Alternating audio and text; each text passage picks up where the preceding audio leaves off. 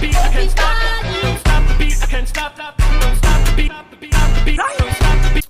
Yeah, I mean, look, I voted against the CR because the CR wasn't going to take care of people's health insurance. Health care was going to go up. I didn't vote for the CR.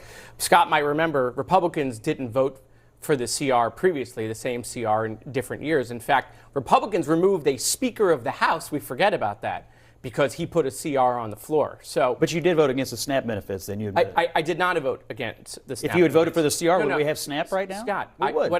What I voted for was a CR that was going to see people in Florida have their health insurance go up almost 100%. No, I got these are separate issues. No, I got 25,000 people in my district that are going to lose their health insurance because this CR didn't have. And how many do you have going to lose their SNAP? Okay.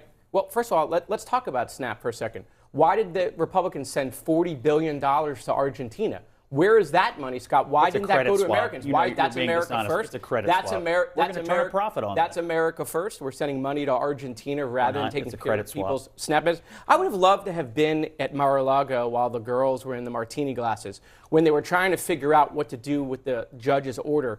You know, half the room was probably like, should we pay it? Should we not pay it? And then someone was like, oh, I have a great idea. Let the subjects only get half their rations. I mean, they're only going to give half the SNAP benefits to these people. How many have the Democrats Scott. voted to give? Scott, Zero. look at the polling. Democrats have repeatedly voted to give zero of SNAP benefits. I'm sorry, this is not. This whole thing could have been averted if Democrats had done what they did in March, which is vote for Joe Biden's budget levels. They have refused to do it. A couple of Democrats in the Senate, like John Fetterman, have shown some courage and backbone.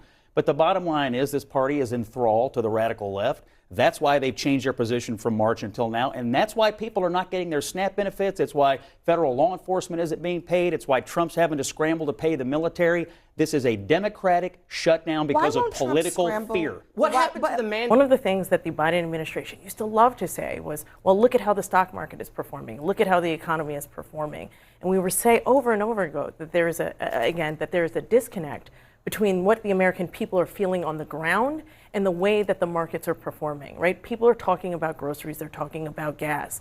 Well, guess what? 9 months later, people are still talking about groceries, they're still talking about gas. They're not talking about gas. Gas is at a 4-year low. It depends on what part of the country you're in. But Yeah, they're in talking California, about it's really high, but everywhere else. But they are also talking about eggs. They are talking about the cost. Eggs are not low. Eggs are low. Have you been to a grocery store around here? His Rolex probably. I mean, eggs are not low. I'm going to fact check you after the show, and you're going to be surprised. $8.99 for eggs is not low. But what I'm saying is the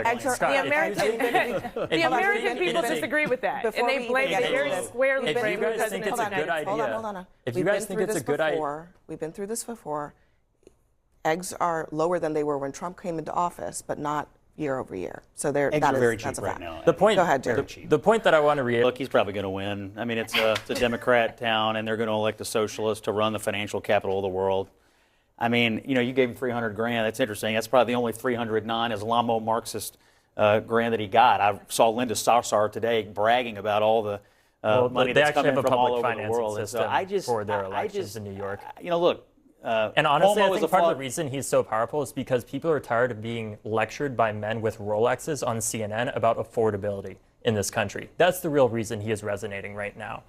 Because he has a clear message that actually says, this is what I plan to do. And the party, I don't think this is about going to the left or the right, to be honest with you. Do I agree with Zoran much more than a lot of other Democrats in our party? Certainly. But I think we need to meet voters where they're at in their districts. In some districts, that's going to be in the But you want a socialist future for your party. I want a future where everybody has health care and people can afford a good life. All right, we're going to leave it there, everyone. Thank you very much.